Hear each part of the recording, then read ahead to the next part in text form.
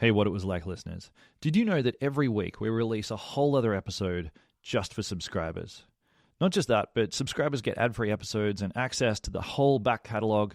You know, it's a good time. It's great. So if you're already a subscriber, thank you. Thanks for supporting the show. And for those who haven't subscribed yet, well, what are you doing? Not only will you get access to some great content, but you'll also be helping us to dig into the really hard stories that blow your mind. So please, hit subscribe on Apple or Spotify and join the club. You'll love it.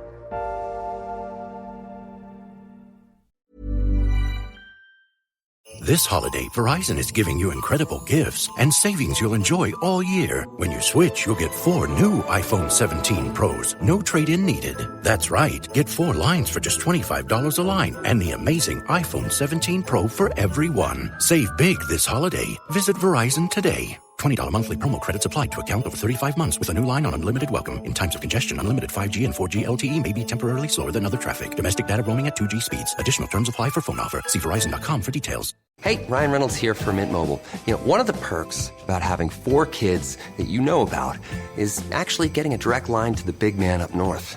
And this year, he wants you to know the best gift that you can give someone is the gift of Mint Mobile's unlimited wireless for $15 a month. Now, you don't even need to wrap it. Give it a try at mintmobile.com/switch.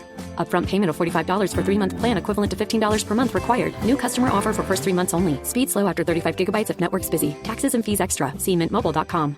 Hi, it's Paige DeSorbo from Giggly Squad. You ever stand in front of your closet and just say, I have nothing to wear, while you're literally surrounded by clothes? Because same. So I started listing pieces I'm over on Depop. And honestly, it's been amazing.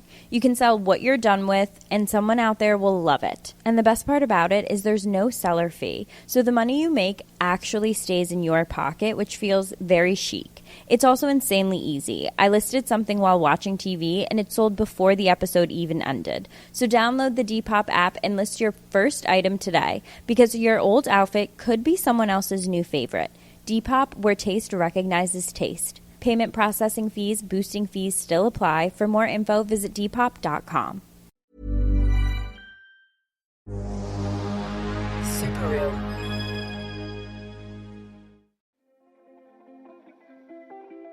I was on my 5th therapist at the time, and I said, maybe I've been reincarnated and I have all these other people inside me. Like I felt something inside me pushing and pulling me, but I had no idea what it was.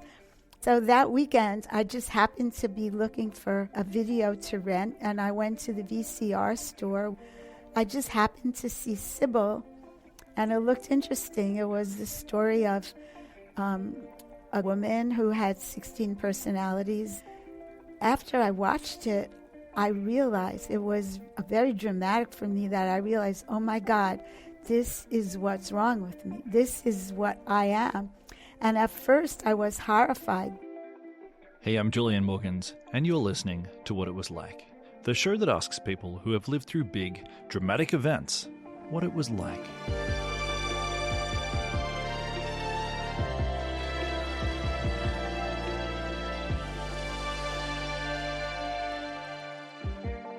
Hey everyone, welcome back. So you might have noticed that we've just been doing heaps of stories about killers and people who get abducted, and, you know, I've just been really absorbed in these kinds of stories. I don't know why. And I guess today's story is kind of connected to true crime in a roundabout way. So what's been happening is that I've been just like deep in these sort of true crime rabbit warrens, just looking around, reading serial killer stories, watching serial killer films, and I started noticing the same psychological explanation for this behavior, for homicidal behavior, just popping up over and over again. And it's what used to be called multiple personality disorder. And most people still know it by that name, even though the modern term, because it got changed back in the 90s, is now dissociative identity disorder. And this basically describes someone who's living with 2 or more distinct identities, and usually as a response to trauma. And you've seen this everywhere. It's the big plot twist on Shutter Island. It's the big plot twist on Fight Club. It's in Primal Fear. It's in Secret Window. And it's just such a movie staple that, honestly, I think I've never stopped to think about what a real-world version of this would look like until I came across today's guest. So Vivian Conan is an 83-year-old woman from New York who's lived most of her life with dissociative identity disorder. And I think that's the last time that I'll say the full term. Like the acronym, the distilled version is just DID, D-I-D. And she didn't know that she had it for decades. And as you'll hear, she spent, 40 years basically, piecing together what was happening to her. And so this episode it's like a bit of a quieter, introspective one. It's basically about someone trying to understand who they are and why. And although that can be kind of like quiet, like on the surface level, no one dies, no one gets abducted, but on the inside, that's a huge journey. As we all know, the human brain it's a wild place. And I think the fact that it can effectively run several operating systems in the one piece of hardware, that's incredible. But what's really fascinating to me about this story is just the lived experience of it. It's Vivian realizing that not everyone slips in and out of different people. She had to realize that is not a normal, widespread experience, and it was unique to her. And her journey to discover that and to try to blend these characters together, it's really fascinating. So let's get into it. Here is my conversation with Vivian Conan.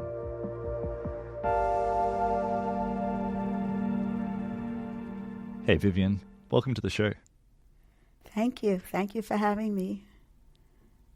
So let's start with your childhood and your background. Can you just briefly give me a bit of information about where you grew up? So I grew up in Brooklyn, New York in post-World War II in the 1940s and 1950s. My mother was an educator, a teacher, and then a principal of school. My father was a postal worker. And I have a younger brother, but I have a very large extended family that was a big part of my life. My nuclear family was a bit problematic, but it was a little mitigated by my extended family.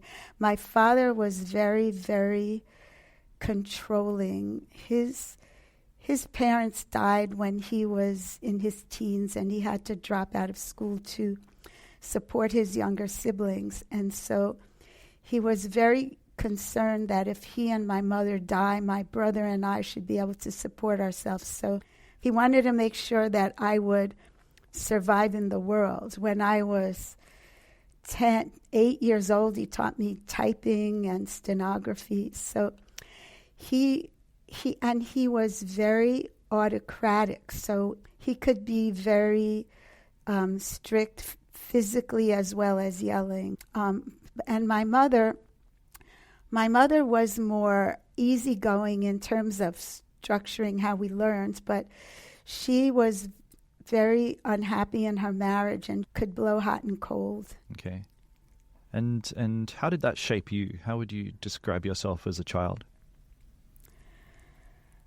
Well, I was two ways.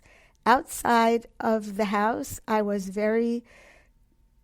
always laughing. I was boisterous. I had a lot of friends. I was the loudest one in school. I was always laughing. In the house, I was very quiet. I was not a happy child in the house. But when I went out of the house, I didn't know I wasn't happy. And so I looked like the most happy kid on the block. Yeah. And then I think, so you say that you were kind of two ways, but then it feels to me like you had a third way as well. Like there was a sort of private internal world. And you had this thing called the atmosphere. Can you tell me what that was? That developed when I was maybe 6 years old or something like that. I had this, I guess you would call it an imaginary world where kindly grown-ups looked over me. Like, first they were doctors and nurses, because I always noticed that when you went to the doctor, they were very nice to you. And I just thought they were the ones who were going to rescue me from my family. And so at first it was just doctors and nurses in the atmosphere watching over me, and I didn't really know who they were. But then over the years, I added people to the atmosphere. So anyone who was the least bit nice to me It could have been a bus driver. It could have been a teacher. There were real life people, but I created a second version of them that went in the atmosphere. And even when the original person was no longer there, like the teacher went home or the bus driver I never saw again, still they stayed in the atmosphere with me all the time. So over the years, the atmosphere got more and more people in it. And the purpose of the atmosphere was they understood me. They understood how I felt. They didn't have to do anything about the trauma or abuse or what anything. It was just enough for me that they knew and they understood. They knew how I felt, and they were with me 24/7. And that's what got me through many, many hard times. Wow, it sounds like a glorious place. I mean, you were kind of doing like a private version of what it feels to me like spirituality does on a grand scale. You're collecting these sort of benevolent beings to look over you in times of adversity, and that sounds really comforting. Yeah, I mean, years and years and years later, when I was writing a memoir, my writing teacher said, it sounds like some people's version of God. They're just watching over you. And I'm not a particularly religious person, and I never felt God, but maybe his description was a little bit correct. Yeah. And tell me about you, because I understand that you sort of had a fractured version of your own identity. And in particular, there was a version of you that you called Ellen Willow, who appeared at a fairly young age. Can you tell me about Ellen? So Ellen Willow came around when I was around 15 years old. I used to stand in front of my bedroom mirror and talk to faces in the mirror who were not me. At first, I didn't really think anything of it. I don't think I talked to them. I think I talked for them. Like I would say something, but the words would come out of their mouth in the mirror, and then I could answer them. So I was talking to them and also talking for them. That way, it was a two-way conversation. But there were different people in the mirror, and I was very, very unhappy, but none of the adults in my life understood it. So somehow I became Ellen Willow. Willow was named after, willow is because willow trees are very sad. And Ellen was the mother of Scarlett O'Hara in Gone with the Wind. And she also had, she put up with a lot of hardship in her life without complaining. Like she was the person she was supposed to marry, her family didn't let her, so she married Scarlett's father, and she never told anybody about her sadness. She just went about her life. So Ellen Willow is named after that. Ellen Willow became very real for me. She was a 15-year-old writer who lives in Nebraska, and Nebraska is very, very far from New York. And to me, Nebraska was the end of the world. When I was a teenager, I'm sure people who live in Nebraska wouldn't like this, but to me it was the wilderness. So Ellen Willow was a maid, like a housekeeper for a very wealthy family who was very good to her. And they didn't know that she was a writer who published novels under a pseudonym, and I didn't even know what the pseudonym was. And Ellen Willow always felt that if she was the perfect maid, this elderly couple would want to adopt her. So the elderly couple that Ellen Willow lived with were some of the atmosphere people also. And at first, Ellen Willow was only in Nebraska in my mind.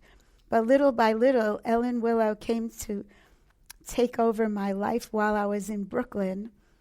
And I even sometimes told people my name was Ellen Willow, but my family all knew that I liked to write, and they thought that I was using Ellen Willow as a pen name. And sometimes when I would write cards, like a card to my cousin, I would sign it Ellen Willow. Sometimes I would sign it Vivian. She felt like another person, but nobody in my family ever questioned it. Did you feel yourself sort of sliding into the character of Ellen Willow? Like, was this a sort of physical experience, or would you just sort of slide in and out seamlessly? I would slide in and out seamlessly. So I'll give you this example. Like, one of my high school jobs in real life, I worked in a pajama factory making buttonholes. And it's a very boring job. So while I was doing it, my mind would turn back to Ellen Willow. And Ellen Willow, the elderly couple she worked for, were having a dinner party, and they had asked her to buy some things from the bakery for the party. And in real life, my mother had asked me to stop in the bakery after work and get something. So in my purse, I kept Ellen Willow's money separate from my mother's money.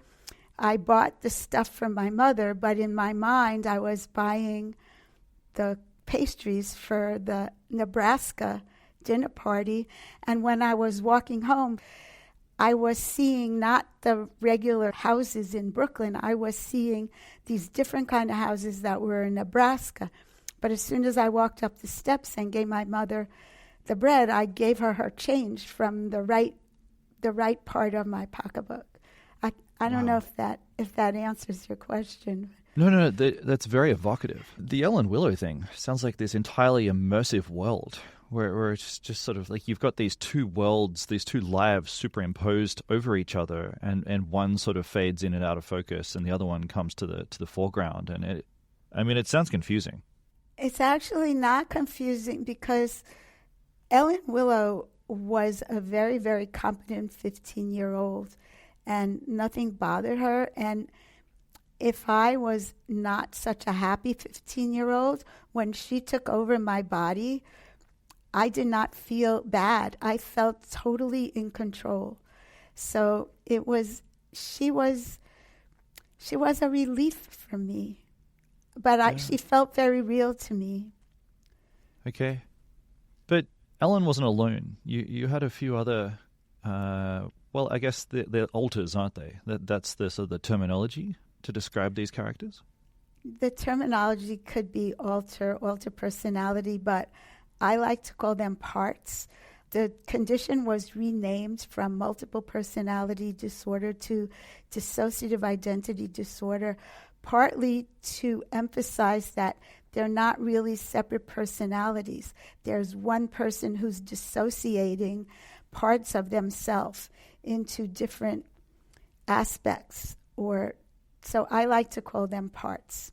Okay. And the name was also changed to emphasize the dissociative aspect of it. And I don't know if this is a good time for me to explain what dissociation is. No, let's do it. Oh, please. Okay. Dissociation is a walling off of parts of your feelings or knowledge so that it doesn't bother the rest of you. And I give you an example that's not a disorder. Like if a disaster happens, like a flood or a fire or something, people dissociate their emotions while they run around doing everything they can to secure themselves for safety. If they were going to allow their emotions to be part of this, they would never be able to get out of this disaster. And it's only once the danger is past and you're in a position of safety that you are safe to let your emotions come back. So that's dissociation. So dissociative identity disorder is most often caused by ongoing childhood trauma at the hands of someone the child knows well, usually a caregiver. And the child cannot leave home because the child needs the caregiver to live. So there's some way the child has to be able to live with this person without knowing of the trauma that the person has caused them. And so that they dissociate it. The trauma is walled off in a part of your brain or your mind where you don't know about it, just like the disaster victims wall off their emotions to go. So the rest of the child doesn't know about the abuse and can then go to school, play with friends. And so with dissociative identity disorder, there could be more than one split. And each of these is like a walled-off internal silo that is holding emotions about particular aspects of the trauma or knowledge of it that the rest of the parts don't know. Sometimes knowledge can flow one way and not the other. Some parts don't know anything. Some parts know more than others. A lot of people with dissociative identity disorder say that they are a system. And everybody who has dissociative identity disorder has a different system, but there are commonalities. Like there are usually child parts. They're called littles. There are usually protector parts. And then there are others, but it's always called a system. Okay, so can I just repeat some of this just to make sure I've got it clear? But essentially, the version of Vivian who was suffering living with your dad got kind of walled off, and you adapted these other versions of yourself, these other parts, to live out the other various parts of your life that were necessary for a young woman to live. You know, there was a version of you that was at school, or there was a version of you, that was the sort of servicing other roles. But essentially, they didn't know so much about the traumatized version of Vivian who was suffering at the hands of your dad. That's great. It wasn't just my father. It was my mother in a different way. And it winds up that when I finally found out what was the matter in my 40s and then going to therapy in my 50s, that it was attachment trauma, and that was more my mother, and that was more what caused the atmosphere.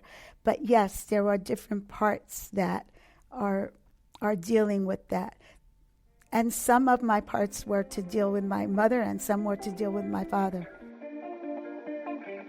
Hey, it's time for a quick ad break here, but please don't go anywhere. Stick around, because we'll be right back.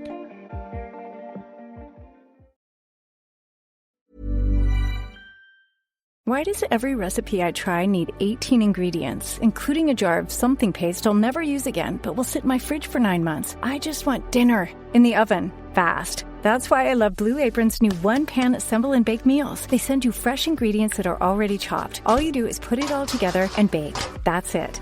No chopping, no weird leftovers, just delicious, easy-to-make meals. Get 20% off your first 2 orders with code APRON20. Terms and conditions apply. Visit blueapron.com/terms for more.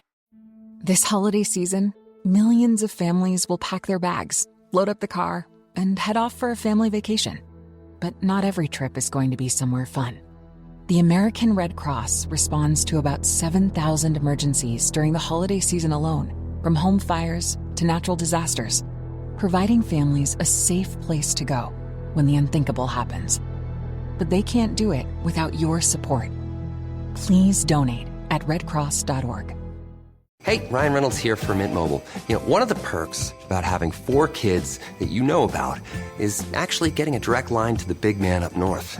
And this year, he wants you to know the best gift that you can give someone is the gift of Mint Mobile's unlimited wireless for $15 a month. Now, you don't even need to wrap it. Give it a try at mintmobile.com/switch. Upfront payment of $45 for 3-month plan equivalent to $15 per month required. New customer offer for first 3 months only. Speed slow after 35 gigabytes if network's busy. Taxes and fees extra. See mintmobile.com. Grief doesn't keep a calendar. Anxiety doesn't clock out after 5. Depression doesn't care if it's your busy season. But support can still fit into your life. With Grow, you can find a therapist who meets you where you are. They connect you with thousands of independent licensed therapists across the U.S., offering both virtual and in-person sessions. You can search by insurance, provider specialty, treatment methods, and more to find a therapist who works for you. And if it's not the right fit, switching is easy. There are no subscriptions, no long-term commitments. You just pay per session. Find therapy on your time. evenings, weekends, and cancel up to 24 hours in advance at no cost. Whatever challenges you're facing, Grow Therapy is here to help. Sessions average about $21 with insurance, and some pay as little as $0 depending on their plan. Visit growtherapy.com/ACAST today to get started. That's growtherapy.com/ACAST. growtherapy.com/ACAST. Availability and coverage vary by state and insurance plan.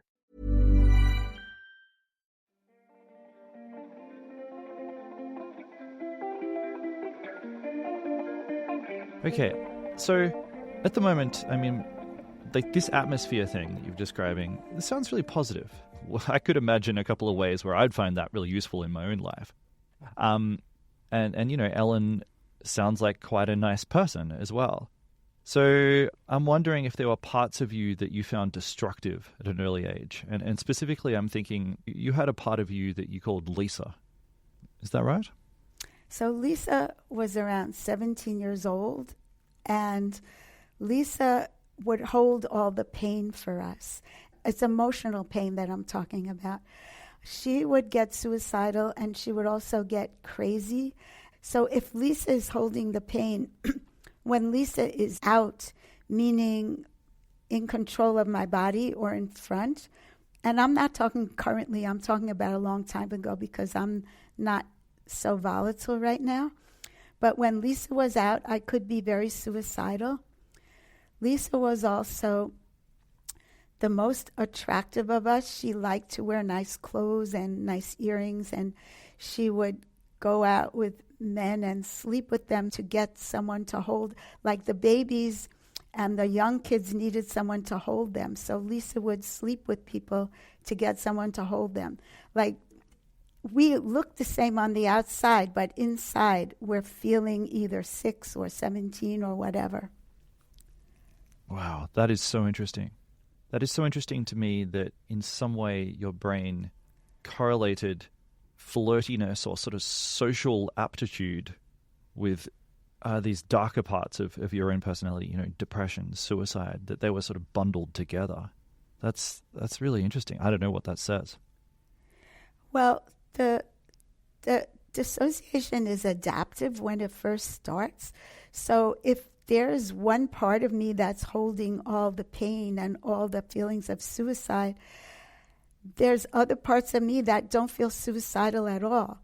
And actually, this is a problem. Like when I was in the hospital, ostensibly they thought I was suicidal, and then the next day, like, a different part of me is out, and I don't feel suicidal at all. And the hospital staff and the doctors don't understand what happened.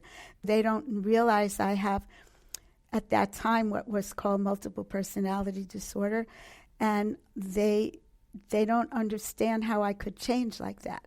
But yes, it's walled off. Okay. And what was happening in your life at the point where you were hospitalized for the first time?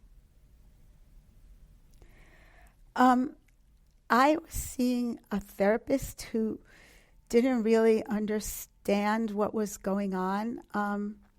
And I liked him, and I had two versions of him, an in-person version and an atmosphere version. And his in-person version was very much like his atmosphere version in the sense that he was gentle and he tried to understand. So I mistakenly thought he understood more than he did. I didn't realize he was perplexed about me. And because I felt comfortable with him, I let him see parts of me that most of the outside world didn't see. I let him see the pain. I spoke nonsense syllables in his office. I would moan or I would scream, but I could go back and forth also. So I thought he understood me totally. I didn't realize he didn't. And I also was a little bit suicidal at the time. And he suggested that I go to the hospital. And I went he made an appointment for me. And so I thought, well, if I went to the hospital, it would be like a real live version of the atmosphere, and the doctors and nurses there would understand me, and I would be able to get a rest. So it wasn't what I had envisioned, but that's how I got in the first time. Okay. And was this a helpful experience? No, it wasn't. I was quickly disillusioned that the staff was not really tuned in. If you have insurance, you're only there for 30 days, and these are all residents being trained. I didn't know what was going on, and they didn't know, and they classified me as schizophrenic. They gave me medication for schizophrenia, stelazine and thorazine, and it had a really bad effect on me. It was not a good experience. I'm sorry, Vivian. It sounds really. You seem like a happy person. You know, you seem like you're able to talk about this very objectively and reflectively. But this sounds like a really hard journey. Well, it was a hard journey, but I'm in a good place now. First of all, I'm now, and that happened when I was in my 20s. And the therapist that I'm seeing now, I started seeing when I was in my 50s. I'm seeing him about 30 years. And people say, like, long-term, they don't understand it. But Oliver Sacks was seeing his therapist for 40-some-odd years. And if he hadn't died, he would still be seeing his therapist. It keeps me steady. It keeps me on an even keel. If I start to backslide or I go through like a period of stress and the atmosphere starts to come back, or my parts start to get more active, my therapist understands what's happening, and before it gets out of hand can help me to get on a straight path. And it's not intense the way it was. When I first started seeing him, I was seeing him for 2 double sessions a week. Now I see him for 1 single session a week, and it really keeps me okay. Yeah. Okay, well, I'm glad. I'm really pleased that you got to this place. I mean, you held down a job in insurance for decades. You know, you had a very respectable 9-to-5. How did you manage to remain employed while emotionally dealing with all this other stuff? Through the power of dissociation. I have 2 careers. I'm a librarian and an IT systems analyst. I was working as an IT systems analyst, and because I needed money to pay for therapy, on the weekends I worked as a librarian. So I worked 7 days a week, but I never stopped being a librarian. And when I retired from the IT, I still do work part-time as a librarian.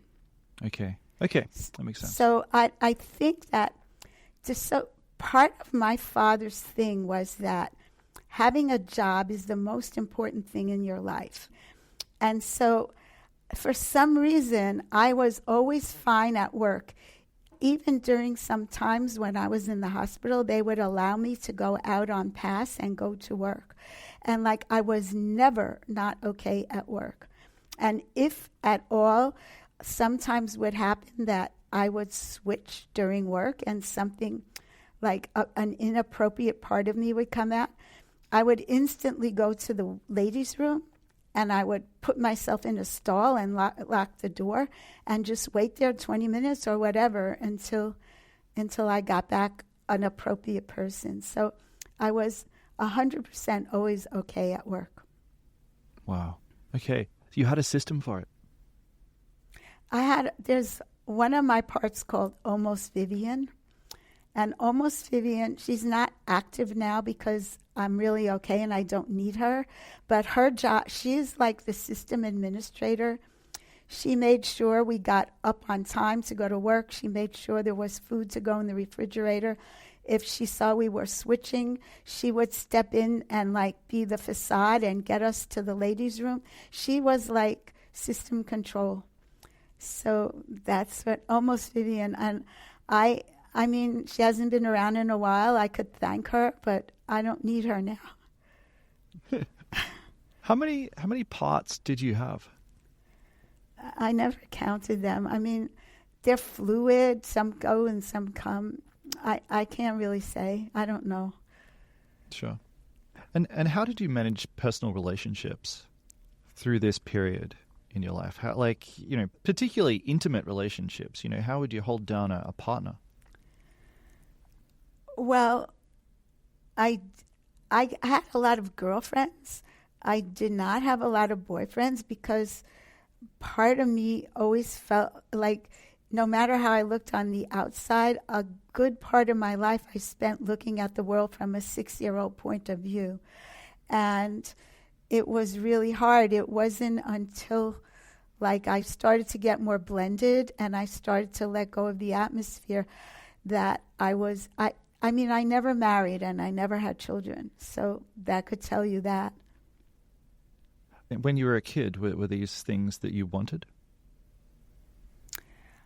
When I was a kid, I never understood why anybody would want to get married. I guess I just had my parents as an example, and I also could not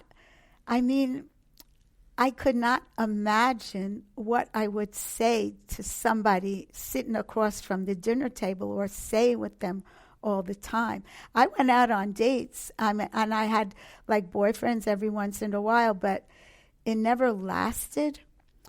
And I didn't understand why at the time.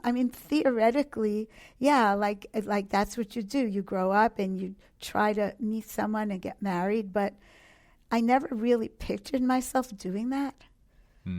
Yeah. I wanted it, but it just didn't seem that I would be capable of it. So you remained kind of a mystery to yourself for a long time. For decades, you knew that your experience of the world was different to others around you, but you didn't have a diagnosis that felt right. How was that? Did you feel alone with this? I just chalked it up that something is the matter with me, that therapy wasn't really helping it. And I figured it out, though, when I was in my 40s. I was on my 5th therapist at the time, and she said to me one day, you're a puzzle because nothing bad is going on in your life now, but you're always upset. Why do you think that is? And I said, I don't know, maybe I've been reincarnated and I have all these other people inside me. I felt something inside me pushing and pulling me, but I had no idea what it was. And she said, there's no such thing as reincarnation, and anyway, I don't know how to do hypnosis. So I said, okay. I was kind of relieved. I didn't want to think that. So that weekend, I just happened to be looking for a video to rent, and I went to the VCR store where you rented movies for a week. I remember them. And I was walking up and down the aisles, and I just happened to see Sybil, and it looked interesting. It was the story of a woman who had 16 personalities. She was played by Sally Field. So I took it home, and after I watched it, I realized it was very dramatic for me, that I realized, oh my God, this is what's wrong with me. This is what I am. And at first I was horrified because multiple personality disorder sounded so freakish. And I really considered myself like I'm the girl next door. I go shopping in the supermarket. I go to work. I have friends. I go out to eat. I might come home and do crazy things and lie on the floor and get paralyzed and talk in nonsense syllables and feel suicidal, but I didn't think I was strange. And multiple personality disorder just sounded so bizarre. And yet, all of a sudden, I had some explanation for so much of my life, like why I could be fine at work and not fine the second I got out of work, why I could switch back and forth during the day. Like I used to read a lot of books of psychiatric disorders to try to figure out who I was, and like schizophrenic or whatever, they stayed like that the whole time. I could change back. This diagnosis explains so much. So I went back. When I saw that therapist again the next week, I told her about the movie, and I asked her if she thought there could be other people in me. And she said yes. And she had no experience with it, though. And then over the next year, she became very not comfortable with the idea. So because now she's friendly to the idea, different parts of me felt more comfortable coming out to her. And I started meeting them myself for the first time. Like they would come out with names like Emily and Lisa. Edlin Willow is the only one whose name I knew when I was a teenager. I did not know any of the others. There was the girl of the dead leaves, almost Vivian. I didn't know. And these parts of me, because they felt she was safe, they started to come out, and she started getting very, very uncomfortable. And she believed, I'm surmising that this is what made her act the way she did, that she believed that if I did have multiple personalities, her job was to force me to be one person. And if I didn't have them, her job was to knock the idea out of me. And so we eventually parted ways. The diagnosis was eventually confirmed by 2 psychiatrists who had experience with this, so I was right. Now that I look back on it, I don't know how I did it all. I actually could not do it now. And one interesting thing that I was realizing lately, when I was more dissociative than I am now, I was more bionic. Like there were parts of me that could do anything and parts of me that felt very insecure, and they didn't contaminate each other. Once I became more blended, the insecure parts are going into the secure part and vice versa, and I never feel as super competent as I did. I could never be the director of a library now, but I was then, because everything that didn't support that was totally walled off. I was not a whole person. I was the part of the person that needed to do that job.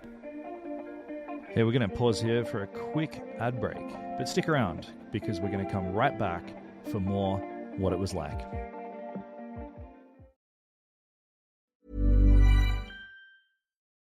This holiday season, millions of families will pack their bags, load up the car, and head off for a family vacation. But not every trip is going to be somewhere fun. The American Red Cross responds to about 7,000 emergencies during the holiday season alone, from home fires to natural disasters, providing families a safe place to go when the unthinkable happens. But they can't do it without your support. Please donate at redcross.org. Hey, Ryan Reynolds here. Wishing you a very happy half-off holiday, because right now Mint Mobile is offering you the gift of 50% off unlimited. To be clear, that's half price, not half the service. And Mint is still premium unlimited wireless for a great price. So that means a half day. Yeah? Give it a try at mintmobile.com/switch. Upfront payment of $45 for 3-month plan, equivalent to $15 per month required. New customer offer for first 3 months only. Speed slow after 35 gigabytes if network's busy. Taxes and fees extra. See mintmobile.com.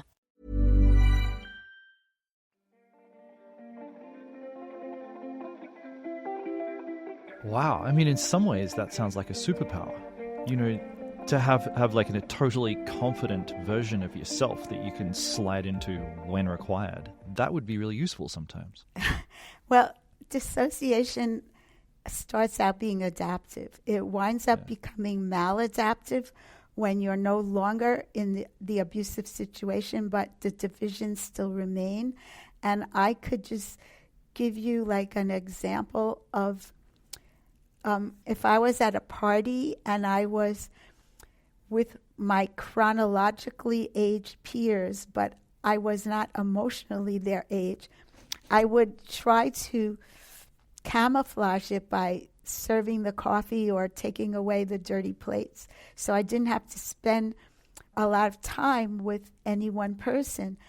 And if someone said to me, "How is your job?" I would say, "Fine," but I would never think to say, "And how's your job?" Because that's not something a 6-year-old would think to say. So I was interacting with people my chronological body age, but I wasn't interacting as their peer. And in that sense, like the parts that are holding the pain or the knowledge of trauma, they're frozen in time, and they don't know that the war is over. And so they're still holding the trauma. So the dissociation is maladaptive. And once I became more blended, and my young parts started blending into my older parts, I was able to talk to people better, more as an equal. And at the same time, I'm losing the atmosphere and relating more to real people than to the atmosphere people. That was almost harder to do. That was a really hard thing. But I mean, this therapist that I have understood this, and he worked with me through all this. And so I am in a pretty good place right now. I'm happy to hear that. I'm really glad to hear that. Has the atmosphere gone? The atmosphere is gone. I would say if I'm under a lot of stress, it could come back in a very mild form for a few hours, but it's not going to stay. The dissociation, that's not gone, but it's very, very mild, and it's mostly in the background, and it's something that is called, I don't just call this, it's a term used in the field, functional multiplicity. It means it's not getting in the way of my functioning at work or in relationships with people or in any way. It's just there, and it's benign, and my parts are not in agony. They're not at war with one another, where the way I like to say it is, it's more like an orchestra that everyone is doing the same thing together. They're not making wild noises in cacophony or something like that. Yeah. You've been using the word blended, that's a great word. Would you describe yourself as pretty much 100% blended these days, or are you sort of like maybe this is a hard, insensitive way to ask, but where on the percentage scale do you think you are? I'm not 100% blended, but I'm pretty blended. I have one or two parts that are holdouts. Okay. We're working on that in therapy, so yeah. Okay. Do you have advice? Do you have some advice for anyone who's listening to this who, I don't know, has their own sort of mental health journey, just sort of generally, like what would you offer? Well, everybody's mental health journey is different. I could speak to people who have had trauma histories. Like you're not alone, and trust is a very hard issue, and finding a therapist who you could trust. And if you don't feel comfortable with the therapist you are, don't stay. Don't think it's you and not the therapist. I will also say that dissociative identity disorder is not as rare as some people think. It's somewhere between 1 and 1.5% of the population. I think autistic people have a lower percent. So it's not that rare. And there's a lot of clinical things written about it, but only lately there are coming to be groups advocating for themselves about what the experience is like and how to make your life easier, how to deal with parts. And if you go to meetings or join a group where other people who are dissociative, you can learn coping strategies from their experience. It's very, very interesting. There's a group, it's called An Infinite Minds, A-N, Infinite Minds. And it's .org, not .com. It was started by a special ed teacher in Florida who was going through a lot of problems and was misdiagnosed as schizophrenic and finally found out she was dissociative. And she looked online to find information about it. And what she found was all for clinicians. It was not for people who were themselves dissociative. So she started this organization. It has online events all year, both in person and virtual. And I highly recommend you go to aninfinitemind.org And there's a lot of resources on there. There's a lot of things that will make you feel not isolated, not a freak, that they're, and don't feel that you're the only one. Yeah, and I think that's really good advice as well. Don't feel like a freak. That's pretty universal. Something that I just was wondering then was the parts of you that have faded or been blended into the whole. Do you ever miss them? No, because they were peripheral parts that were actually causing trouble. Like the ones that are left are the ones that have the heart of me and the emotions of me. They were just protector parts, and protector parts think they're protecting the system. They can be difficult. They can fight with other people. And one of them I called the one who curses cars, and it just started out like when cars would make the wrong turn on trying to cross the street. She would yell at other people and curse other people, and I do not miss her. But like the parts that are left are child parts who have a lot of hurt or who were protecting the ones from hurt, and those are the ones I still have to deal with. They don't want to leave, and I probably would miss them, but I don't miss the parts that I don't need anymore. Yeah. Wow, what a title. The One Who Curses at Cars. That's it's all in the name. So we see people with multiple personalities in pop culture a lot, and I think specifically I'm thinking of movies where there's a serial killer. It's always the serial killer who sort of like kills people when they are someone else. You know, they're going off into some other character and then they go and, you know, do all sorts of horrible things. When you're watching these kinds of movies, what are you thinking? I don't watch them. I watched one just to see. It's hard. It's so destructive to the whole trying to get better. It's a bad.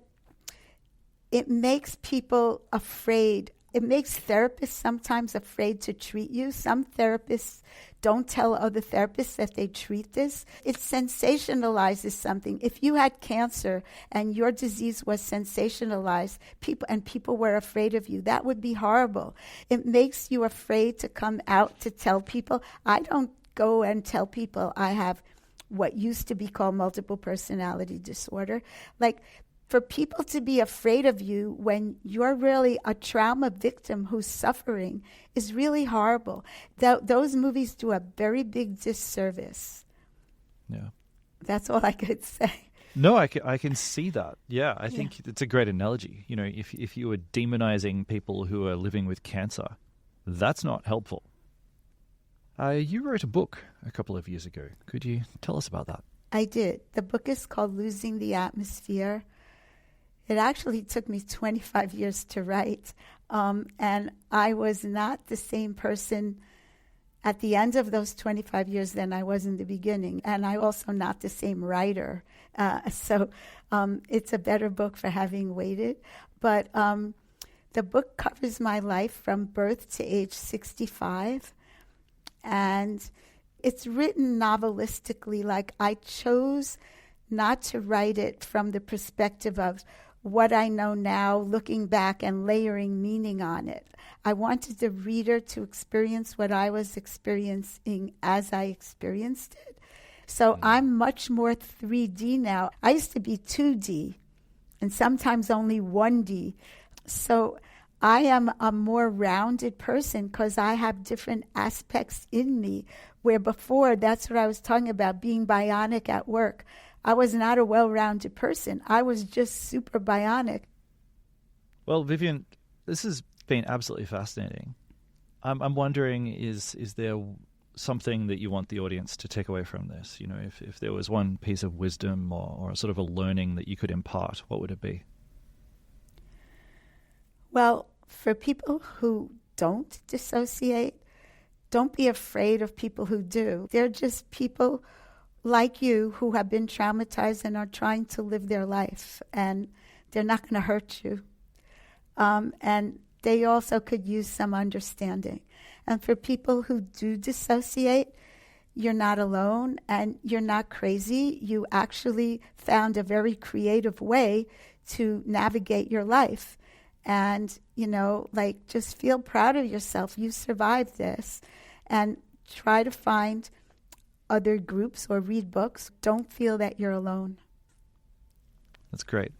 That's really good advice.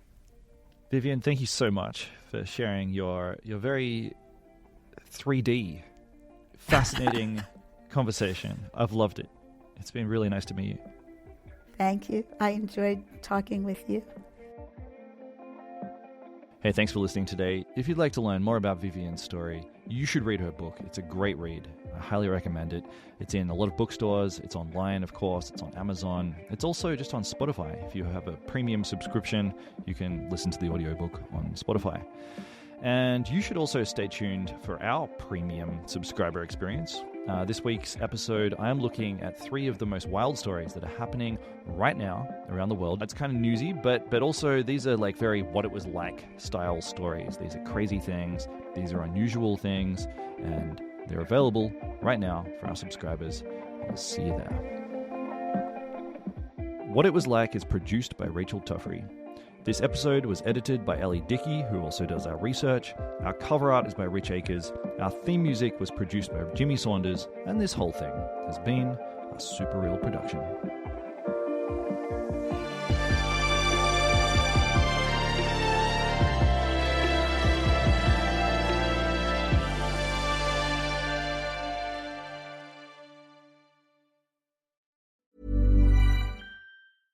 This holiday, Verizon is giving you incredible gifts and savings you'll enjoy all year. When you switch, you'll get 4 new iPhone 17 Pros. No trade-in needed. That's right. Get 4 lines for just $25 a line and the amazing iPhone 17 Pro for everyone. Save big this holiday. Visit Verizon today. $20 monthly promo credits applied to account over 35 months with a new line on unlimited welcome. In times of congestion, unlimited 5G and 4G LTE may be temporarily slower than other traffic. Domestic data roaming at 2G speeds. Additional terms apply for phone offer. See Verizon.com for details. This holiday season, millions of families will pack their bags, load up the car, and head off for a family vacation. But not every trip is going to be somewhere fun. The American Red Cross responds to about 7,000 emergencies during the holiday season alone, from home fires to natural disasters, providing families a safe place to go when the unthinkable happens. But they can't do it without your support. Please donate at redcross.org.